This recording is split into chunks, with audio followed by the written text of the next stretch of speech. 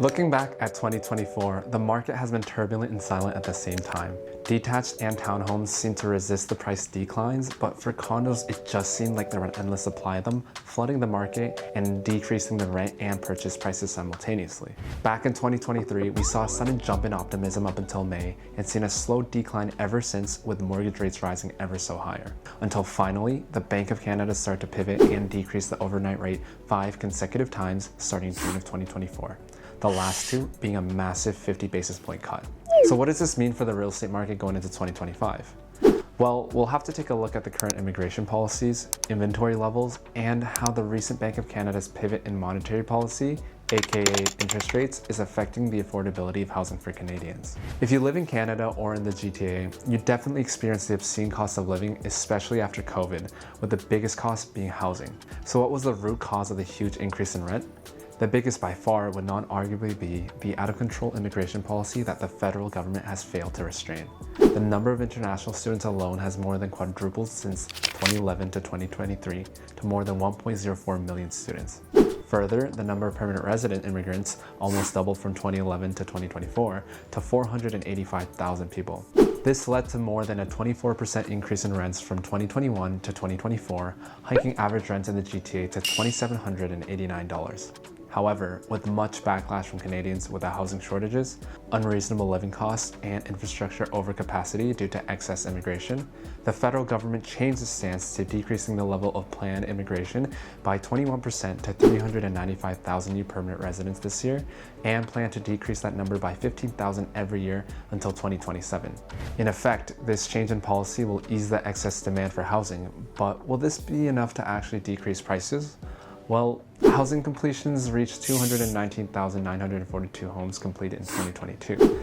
And with 2.51 people per household on average in Canada, that is enough homes for 552,000 people. So yes, with the current rate of housing completion and expected number of new residents, it seems that it is more favorable for prices to decline in 2025. But there's two other factors at play.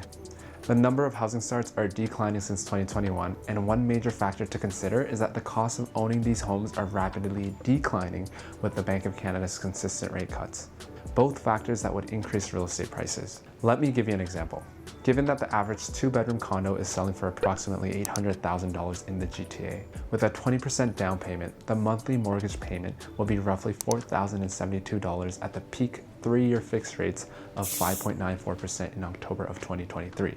Amortized over 25 years. With the same amortization at the current 3-year fixed rates of 4.09%, the monthly mortgage cost would be $3,398, a difference of $674. Or in other words, at the current 4.09% mortgage rate, a condo that is valued at $958,730 would have the same monthly payment as an $800,000 condo at 5.94%.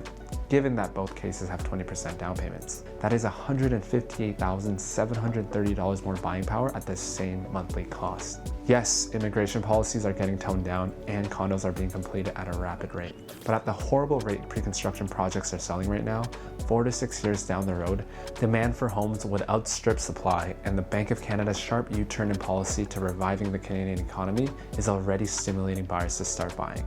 But most importantly, the condo market is depressed, and expectations for condos being a good investment is at all-time lows. As a finance person, I'm a big believer of Warren Buffett's saying, be fearful when others are greedy, and to be greedy only when others are fearful.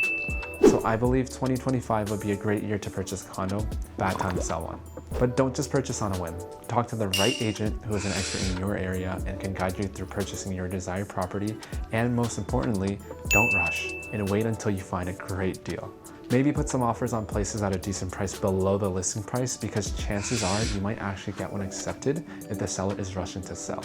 For detached and townhomes, however, I think they're fairly expensive and not the best time to purchase, because their current rental yields versus their selling prices is relatively very low. But many might make the argument that we can't build more of those, especially at the pace of condos, so it might be an investment, good investment, I don't know. Thank you for watching, and I'll see you next time.